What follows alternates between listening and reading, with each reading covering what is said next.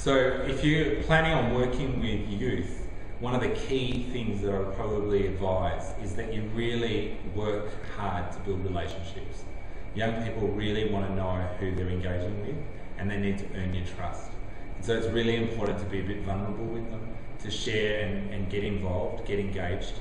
If you're working with young people, you have to step up, you have to get involved, play the games, get involved. Otherwise, young people are quite suspicious and they can just not engage with you. So that would probably be my number one point, is just really make yourself vulnerable and get involved to be able to be successful in working with young people. Okay, some of the really important things when you're working with young people are that you need to be yourself. You need to have fun. You need to be able to engage and be relatable. Young people won't trust you and won't engage unless you're actually personally connected.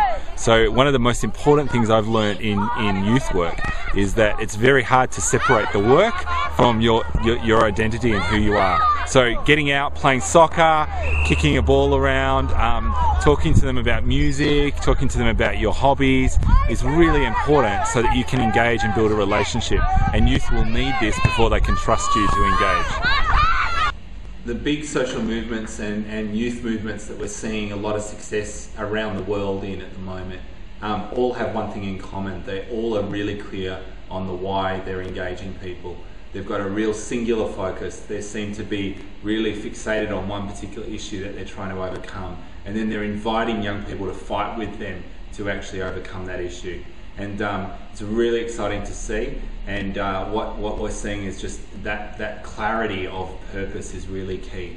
And the other thing that is really important for young people is to see impact. So they want to know what they're doing and what that achieves. And they need then the actions to get there broken down into small parts. So that's kind of what we're seeing around the world as we travel in other movements and other youth movements.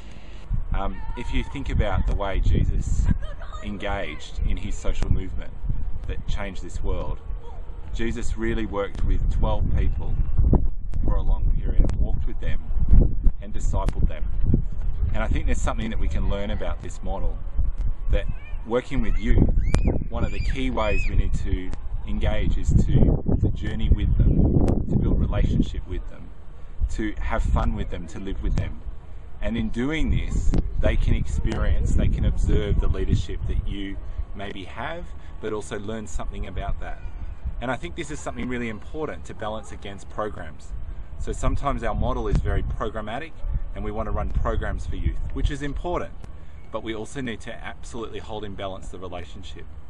And in talking with youth, the youth that are engaged, it's usually because of someone.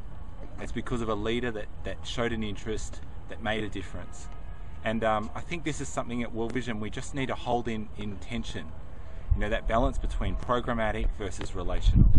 And I think if we can hold that in tension and learn from our history, then we can actually make a big impact in our world.